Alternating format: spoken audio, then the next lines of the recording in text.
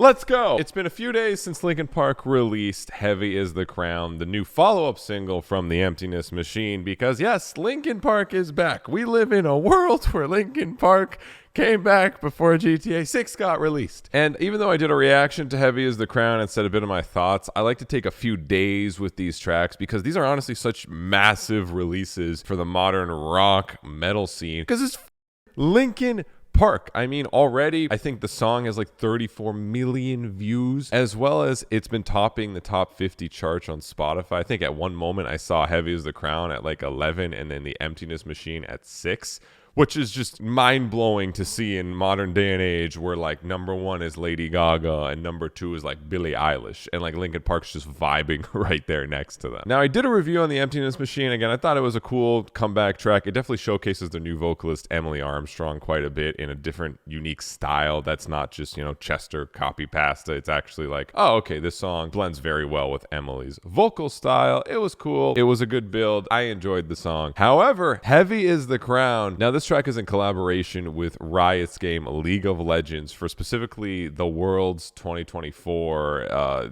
theme song, but also I'm pretty sure it's going to be on the Arcane show if you haven't seen that, which is Riot's just like League of Legends animated universe. It's actually a pretty good show, and it's also going to be on Linkin Park's new album. Now, the theme of this song, you know, is all about overcoming, you know, take down the crown and the king and all that fun loving shit. And lyrically, I guess out of context, it wouldn't really be something that would grip me. However, I kind of understand more because it's made for League of Legends, or maybe it just happened to be a happy accident along the way when they were planning a rollout. You know, if you know anything about League, it's about none of that. It's about going mid and feeding because you missed 2 farm and then you just run it down and piss off the rest of your team. So that's League of Legends for you. But yeah, sure, about winning and all of that. And League is massive, ginormous. Again, I remember playing that game and playing 20 hours a day trying to get diamond. I was so close, but my mid kept feeding. It was fun. And League in general has collaborated with a lot of just rock metal artists. There's also Pentakill, which is literally like a League of Legends band that just like makes heavy modern metal stuff, which is really sick to see. So the theme of the new Linkin Park song Heavy is the Crown kind of tying into that. It's fine, it's chill, but I really want to talk about the song itself because it starts with these cool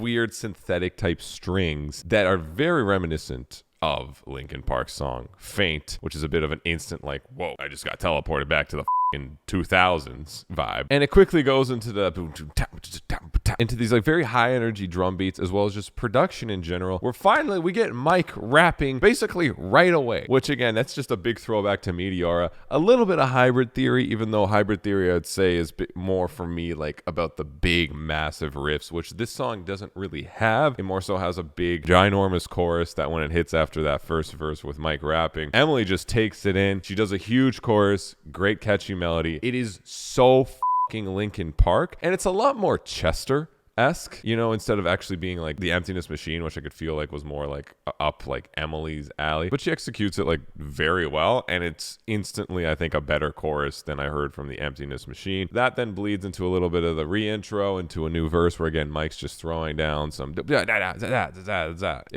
sounds like Mike Shinoda. Back into the next chorus, which then leads into this build, which a massive riff down comes in where Emily says "This is what you ask for" line with her new iconic is it 17 second scream? I don't know. We counted it a few times. I had my timer up on the screen, and yeah, she did the long given up scream over this. Like again, I'm gonna call it a riff down. It's not really a breakdown. Do down but a dun dun dun dun, which actually was like a little bit of like Hybrid Theory-esque, which made me really excited. Like that little bit aggressive edge when it comes to the guitars, like actually coming alive. Which then the song leaves out of that. Again, the transitions are all very well done. It's not like the song structure is like groundbreaking or anything super unique. It's just very cohesive, very consistent, you know, intro, verse, chorus, verse, chorus, bridge, and then ending with another massive chorus with a bit of an alteration, a chorus 2.0. And right at the end of the song, they also throw in again the re-intro of the strings, as well as this like very cool distorted synth. It's actually very reminiscent of the Sleep Token, funny enough, which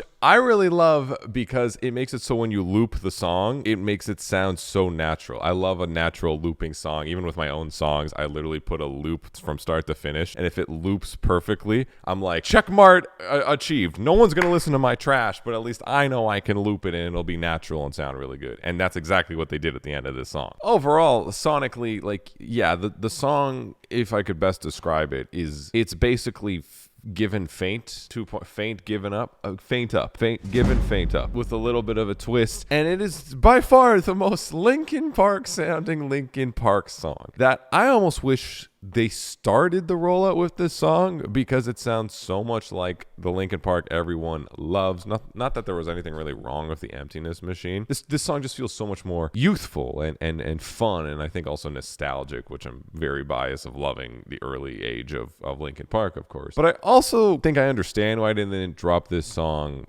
first. Both the band dealing with the controversy of the new vocalist, which I guess people aren't going to talk about anymore. All right, that's chill. And also it being a vocalist that is replacing Chester. This song kind of sounds the most Chestery, so I feel like if they released this track first before the Emptiness Machine, people would have complained even more, because it would have felt like, oh wow, like, yeah, they're really just trying to replace Chester and replace the type of vocals he did, because this really is reminiscent of that more than anything. It is the most Linkin Park song I've heard. Like, it is so Linkin Park. But the thing is, as a fan of Linkin Park, I love that. That excites me. I'm happy that they went that direction, but I totally understand why this wasn't maybe like a first single. But as a second single, again, I think overall it exceeds and excels what the Emptiness Machine brought. The Emptiness Machine showed Emily's versatility a bit more and gave people a bit more of a unique perspective on her vocals and her vocal style specifically, versus this is just, here's a banger Linkin Park song, which I'm so happy about. And it's blowing up too, again, thanks to it being collaborative with League of Legends. If this is any sentiment of how the rest of the record's going to be, I'm very excited. I think this is where Linkin Park excels, is this high energy, production with a bit of the hip hop vibes, with a huge, massive sing scream chorus, and then a bit of a heavier moment during the bridge. Like, that's the Linkin Park at least I personally grew up with and love, and I think a lot of people as well can relate to that. So if they go with that, we're gonna have a lot of high energy angsty bangers to go top and run it down with. Thank you, League of Legends. You didn't ruin anybody's lives. I love you, League. Thank you. But yeah, let me know your guys' thoughts down below in the comments. Is this track better than the Emptiness Machine? Is it worse? Do you like the direction you're going? Does it feel nostalgic? Is it just copy paste of Faint and Giving Up? It's definitely similar to those vibes, I won't lie. Or, does it make you excited for the record? Does it make you not excited? Let me know, because this is something that I was honestly a little surprised hearing. All that I heard about was, she does the long scream. And then when I actually listened to it, I was like, oh, cool. Like, it all makes sense. And I feel like when it came to the long scream too, it was probably one of those studio decisions, which almost just the band as a fan of their own legacy probably were just, or Emily as a fan of the band too, was probably just like I could just imagine her in the studio and be like, here's this big moment, and what lyrics should I put? And they're like, I don't know, we don't really have a lot of lyrics. How about just, this is what you asked for? And then we chill. And then maybe she was like, what if I just do the long roar? I imagine that's how this came about. I might be wrong, but yeah, let me know your thoughts down below. And I'm excited, man. I actually am genuinely very excited for new Linkin Park. It's massive. Like, a band like that, they're at almost 60 million monthly listeners on Spotify, topping top 50 global Spotify charts near The Weeknd's new song and stuff. That's exciting, man. It makes things excited. And again, they're also doing things like taking out bands like Bad Omens and Sleep Token, which is all modern metal. It's a very healthy and good place for the modern metal scene, whether you again like Linkin Park or not, or if you like the new vocalist or not. I'm excited as a person that's just loves metal, that I think things are going well. Thank you. Let me know your thoughts too. Are you going to reinstall League and hate your life? Let me know. Add me. I'll run it down mid with you.